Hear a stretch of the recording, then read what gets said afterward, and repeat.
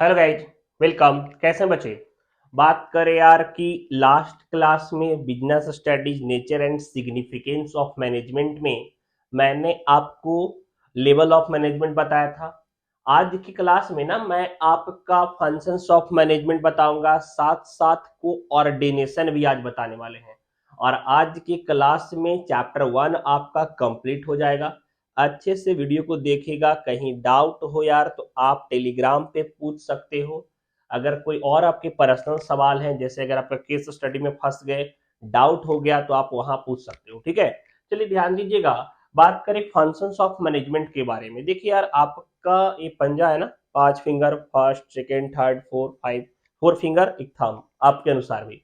तो यहाँ पे मैनेजमेंट के फंक्शंस भी 5 होते हैं। मैनेजमेंट के फंक्शन क्या होंगे? 5 फंक्शन होंगे मैनेजमेंट के, जिसमें पहला फंक्शन आपका है प्लानिंग। पहला फंक्शन क्या है? प्लानिंग। दूसरा ऑर्गेनाइजिंग, तीसरा स्टाफिंग, चौथा डायरेक्टिंग और पांचवा कंट्रोलिंग। इस फंक्शंस के बारे में हम आज पढ़ेंगे। Planning, organising, staffing, directing and controlling, जो हमारे मैनेजमेंट के साथ हमारे ऑर्गेनाइजेशन के ऑब्जेक्टिव को पूरा करने में मदद करते हैं। इनके बिना ना हम ऑब्जेक्टिव को पूरा नहीं कर सकते, हम काम नहीं कर पाएंगे विदाउट फंक्शन ऑफ मैनेजमेंट, क्योंकि यह बेस है। ये क्या है? एक प्रकार का बेस है। चलिए ध्यान दीजिएगा। देखिए, सबसे पहले बात करें कि प्लानिंग होता क्या है। देखिए बच्चे, प्लानिंग किसी काम को करने से पहले उसका शेड्यूल तैयार करना, उसका एक स्टेटमेंट तैयार करना कि हमें काम को कैसे करना है और काम को परफॉर्म करने के लिए कौन सा पर्सन सही है, किस टाइम पे काम होना चाहिए, यह आपका होता है प्लानिंग। हम लोग यह बोल सकते हैं, काम को शुरू करने से पहले एक शेड्यूल स्टेटमेंट बना लेना कि हमें काम को कैसे पूरा करना। That is planning, that is planning. यहां देखिएगा, बात करें, it is the act of deciding in advance. यह एक प्रकार का काम है एडवांस में सोचने का, विचार करने का, डिसाइड करने का। व्हाट टू डू, क्या काम करना है, व्हेन टू डू, कब करना है, एंड हाउ टू डू, कब हम काम को परफॉर्म करेंगे, एंड हु विल डू, किसके द्वारा यह काम पूरा किया जाएगा। अब यार, जो बंदा काम को करने के लिए सुटेबल है हम उसे ही रखेंगे ना। तो यहाँ पे हमें यह सारा चीज हम पहले ही सोच विचार करके चलते हैं, जिसको हम लोग बोलते हैं प्लानिंग के साथ काम कर रहे हैं। भाई काम गड़बड़ नहीं होगा क्योंकि हमने प्लानिंग कर रखा है। ठीक है, आगे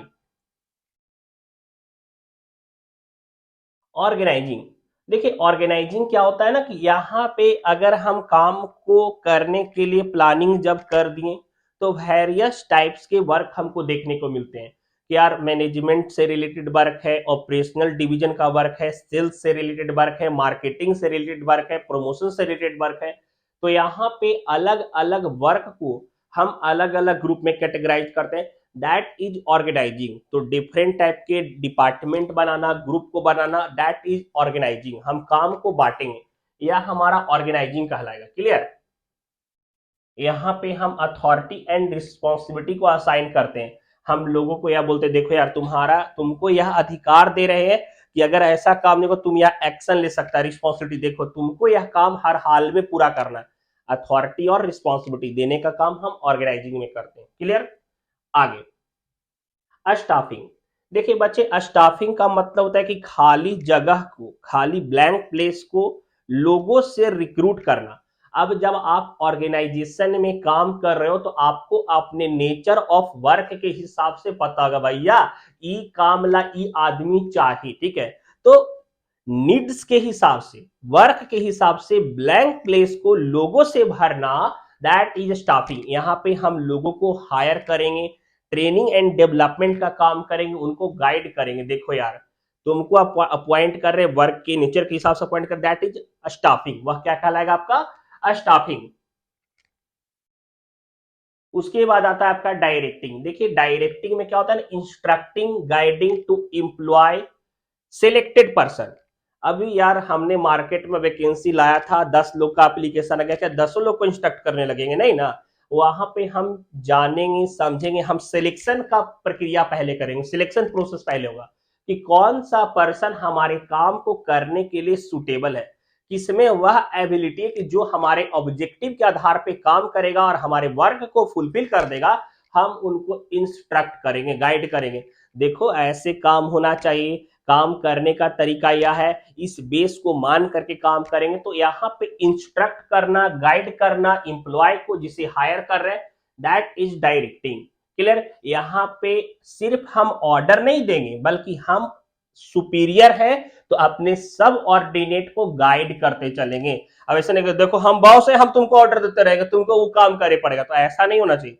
बॉस का मतलब क्या है कि रिस्पॉन्सिबिलिटी अगर हम लिए हुए हैं उनको गाइड करने का, अगर काम सही वे में नहीं हो रहा है तो हम उनको सिखाएंगे, हम उनको इंस्ट्रक्ट करेंगे, मोटिवेट करेंगे। देखो टेंशन नहीं लेने का यार, सिखाएंगे भाई, ताकि उससे यह भी लगे कि हमारा जो बॉस है अपने सब ऑर्डिनेट के अच्छे के लिए सोच रहा है, प्रेशर नहीं दे रहा है। ठीक है, तो यहाँ पे सिर्फ ऑर्डर देना नहीं बल्कि इंस्ट्रक्ट करना भी होगा, दैट इज डायरेक्टिंग। नेक्स्ट बात करें बच्चे कंट्रोलिंग। देखिए कंट्रोलिंग मैनेजमेंट का आखिरी काम होता है कि हमने जैसा प्लान करा है, हमने जैसा पहले सोचे हैं, जैसा हमने पहले से बिफोर स्टेटमेंट तैयार करके रखा है कि हमें कब क्या और कैसे करना है, कौन उस काम को फुलफिल करेगा, वैसा वर्क हुआ है या फिर नहीं हुआ है, दैट इज कंट्रोलिंग। वह क्या कहलाएगा आपका?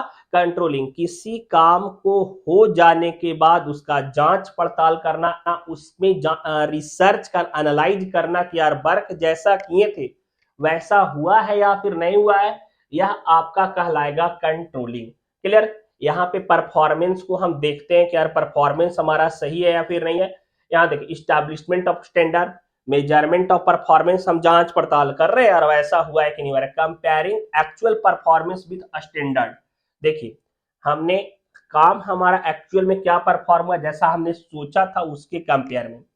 टेकिंग करेक्टिव एक्शन, अगर किसी प्रकार से काम गड़बड़ होगा या फिर किसी दूसरे तरीके से काम हो गया है, सही से नहीं हुआ था जैसा प्लान किए थे, तो हम वहां पे यहाँ पे हम क्या करेंगे? करेक्टिव एक्शन लेंगे। ठीक है, यह आपका फंक्शन हो गया। अब आता है खास कोऑर्डिनेशन, और एक टर्म है coordination is the essence of management. Coordination का मतलब होता है तालमेल, और तालमेल पर मैनेजमेंट का एक रिलेटेड टर्म है। कोऑर्डिनेशन अगर है तो मैनेजमेंट में कोऑर्डिनेशन होना जरूरी है। अगर मैनेजमेंट बिना कोऑर्डिनेशन के है तो आप अपने ऑब्जेक्टिव को कभी भी फुलफिल नहीं कर सकते हो। समझिएगा मेरी बात को यार, देखो शादी है, ठीक है, और शादी में सारा अरेंजमेंट अगर हो गया, प्लानिंग अच्छा से हुआ था, लेकिन बाराती वाले के साथ कोऑर्डिनेशन नहीं है, जहां पे बम फोड़ना चाहिए ना वहां पे गाना गा रहे हैं, तो दिक्कत हो जाएगा ना यहाँ पे। तो यहाँ पे कोऑर्डिनेशन मैनेजमेंट के साथ जुड़ा हुआ होता है। प्लानिंग के साथ कोऑर्डिनेशन है, ऑर्गेनाइजिंग के साथ कोऑर्डिनेशन है, स्टाफिंग के साथ कोऑर्डिनेशन है, डायरेक्टिंग के साथ कोऑर्डिनेशन है, और कंट्रोलिंग के साथ भी कोऑर्डिनेशन है। कोऑर्डिनेशन मैनेजमेंट में हर जगह चिपका हुआ है। क्लियर? किसी काम को अगर आपको अच्छे तरीके से परफॉर्म करना है तो अपने सुपीरियर और सबऑर्डिनेट के साथ आपको कोऑर्डिनेट होकर रहना पड़ेगा। लेकिन अगर आप बॉस है और आपके सबऑर्डिनेट आपका बात हम करके दिखा देंगे तो वहां पे काम कभी होने वाला नहीं है। तो यहाँ पे कोऑर्डिनेशन, तालमेल होना बहुत ज्यादा जरूरी है एक अच्छे मैनेजमेंट के लिए। चलिए ध्यान दीजिएगा, देखिए coordination is needed in all the function of management and in all the level of management. Therefore, coordination is considered as the essence of management. प्रबंध का सार है, एक जुड़ाव बोलते हैं सार। Coordination the essence of management, मतलब कोऑर्डिनेशन तालमेल जो है, समन्वय, आपस में एक दूसरे से जुड़ाव जो है वो मैनेजमेंट का सार है, एक दूसरे से जुड़ा हुआ है। ठीक है, यहां देखिएगा इंटीग्रेशन है, यूनिटी ऑफ एक्शन है, एक तरफ यहां बैलेंस करता है। ठीक है, देख रहे हैं कंटिन्यूअस प्रोसेस है। जैसे अगर बात करें बच्चे की, अगर हम आज हम कोऑर्डिनेशन करके चल रहे हैं, कल अगर कोऑर्डिनेशन नहीं करेंगे तो मैनेजमेंट का काम हमारा गड़बड़ा सकता है। कोऑर्डिनेशन कंटिन्यूअस वर्क है, हमेशा मैनेजमेंट का सुपीरियर सबऑर्डिनेट के साथ कोऑर्डिनेट करके चलेंगे। क्लियर? आगे ऑल परवेसिव फंक्शन है। अब ऐसा हम सोच रहे हैं कि भाई कोऑर्डिनेशन का जरूरत कोई पार्टिकुलर जगह पे ही है, कहीं और नहीं है। तो हम लोग यहाँ देख रहे हैं कि हर डिपार्टमेंट के लिए, हर लेवल के लिए कोऑर्डिनेशन होना बहुत ज्यादा जरूरी है। देखिए, क्योंकि जब हम लोग ऑर्गेनाइजिंग पढ़े थे तो हमको ये पता है कि देखिए finance module, inventory module, CRM module, purchase module, अलग अलग डिवीजन बना हुआ है, ठीक है। और हर डिवीजन अपने काम पे प्रॉपर फोकस कर रहा है, हर डिवीजन अपने काम पे प्रॉपर फोकस कर रहा है। लेकिन अगर फाइनेंस मॉड्यूल वाला अगर अपने इसके अंदर में 10% काम कर रहे थे, समझिएगा मेरी बात को,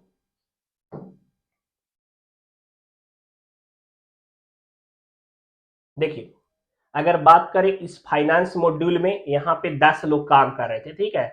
और 10 के बीच में आपस में कोऑर्डिनेशन नहीं है, तो काम अगर यहां से गड़बड़ हो गया तो फिर यहाँ पे गड़बड़ काम आएगा, ठीक है, काम खराब आएगा। सीआरए मॉड्यूल में अगर सब लोग कोऑर्डिनेशन के साथ काम नहीं कर रहे तो काम यहाँ भी खराब आएगा।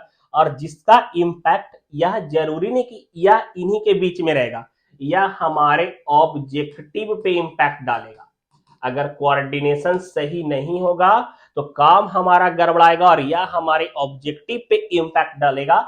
इस कारण से कोऑर्डिनेशन ऑल परवेसिव है, हर एक फंक्शन के साथ साथ हर एक लेवल पे जरूरी है कि कोऑर्डिनेशन के साथ काम हो, सब लोग यह चले कि अगर एक का भी काम गड़बड़ होगा, एक कोऑर्डिनेशन खराब होने से काम खराब हुआ तो इम्पैक्ट हमारे ऑब्जेक्टिव पे पड़ेगा, ठीक है।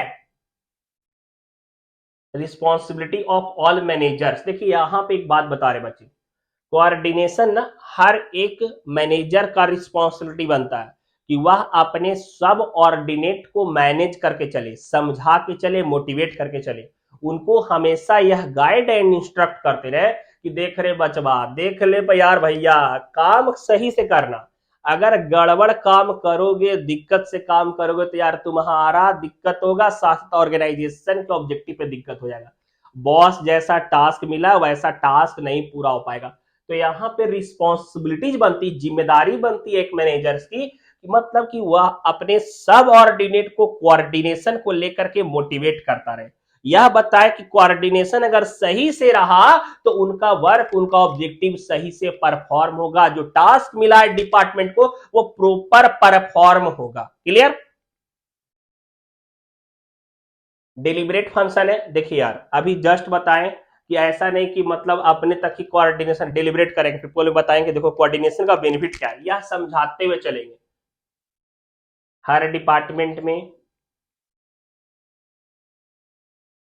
इंपॉर्टेंस ऑफ कोऑर्डिनेशन समझिएगा। ग्रोथ इन साइज, देखिए एक बात बता रहे, अगर आप कोऑर्डिनेशन मेंटेन करके रखोगे, ठीक है, तो आपको यह नहीं सोचना कर रखा यार कि आप अकेले हो, आपको अकेले काम को करना है। अगर आप काम करने में, परफॉर्म करने में सही नहीं होगे तो आपके सब ऑर्डिनेट जो होंगे वह एक लीड का काम करेंगे, आपके साथ साइज को बढ़ाते हैं और काम को अच्छे तरीके से परफॉर्म करते हैं। तो यहाँ पे एक ऑर्गेनाइजेशन के साइज को ग्रो करने के लिए कोऑर्डिनेशन होना बहुत ज्यादा जरूरी है, समझिएगा। यार आज रिलायंस, टाटा आप देख रहे हैं ग्लोबली काम कर रहा है, तो यह कोऑर्डिनेशन का कमाल है। अगर इंप्लॉय अगर कोऑर्डिनेट होकर के नहीं चलेंगे, गड़बड़ के साथ काम करेंगे तो कभी भी एक ऑर्गेनाइजेशन लार्ज स्केल पे काम नहीं कर सकता है। समझ में आ रहा है? आगे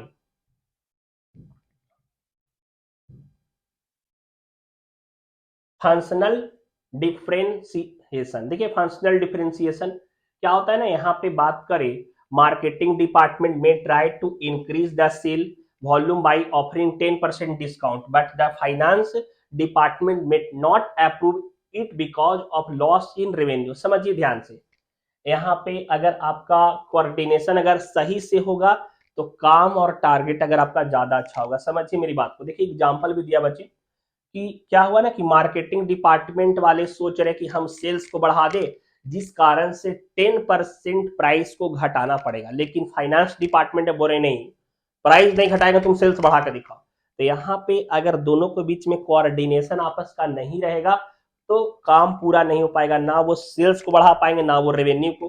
क्योंकि समझिएगा, अगर प्राइस, मार्केटिंग वाले क्या सोच रहे हैं कि अगर प्राइस थोड़ा सा कम कर दे ना, 10% का डिस्काउंट दे तो यार सेल्स बहुत ज्यादा बढ़ जाएगा, तो उनका ऑब्जेक्टिव पूरा हो जाता, ठीक है। और सेल्स अगर ज्यादा बढ़ता तो रेवेन्यू भी ज्यादा होता, तो रेवेन्यू का भी टारगेट, तो एक डिसीजन से अगर कोऑर्डिनेशन के साथ डिसीजन लिया था तो ऑब्जेक्टिव पूरा होता, सेल्स भी बढ़ जाता, रेवेन्यू भी बढ़ता। तो यहाँ पे आपस में कोऑर्डिनेशन होना बहुत ज्यादा जरूरी है। Specialization, nowadays many organizations appoint a specialist in different jobs. These specialists maybe think that they are qualified to evaluate, judge and decide in their professional area. They do not take advice from others. This often leads to conflict and among different specialists. यहाँ समझिएगा, coordination play an important role to bring harmony along these personal for the benefit of the organisation. क्या होता है ना, आजकल के time पे decision maker जो स्पेशलिस्ट रहते हैं उस ऑर्गेनाइजेशन में, ऐसा ऐसा ऑर्गेनाइजेशन अप्रूव अपॉइंट कर रहा है जो काम को सही वे में करें, जो सही डिसीजन ले, लेकिन वह किसी और का सुनना नहीं पसंद करते। तो यह भी एक प्रकार का कोऑर्डिनेशन। देखिए, growth in size, functional differentiation, specialisation, यह तीनों के लिए जरूरी है। अब आपके लिए यह टास्क है कि आप एक बार चैप्टर को प्रॉपर रिवाइंड कीजिएगा, और दूसरा बात यह है कि आप केस स्टडीज का टास्क भी बनाइएगा। पीडीएफ अगर आपको चाहिए तो टेलीग्राम पे माइंड योर ओन सक्सेस पे चले जाइए, ग्रुप को ज्वाइन कर लीजिए, वहां पे आपको पीडीएफ दे देंगे, ठीक है, जिसमें केस स्टडीज भी, इससे भी रिलेटेड क्वेश्चन, ऑब्जेक्टिव बेस्ड भी क्वेश्चन है, जैसा आपका एग्जाम वैसे क्वेश्चन रहेंगे, तो उसे सॉल्व कीजिएगा। ठीक है, बाय, सी यू।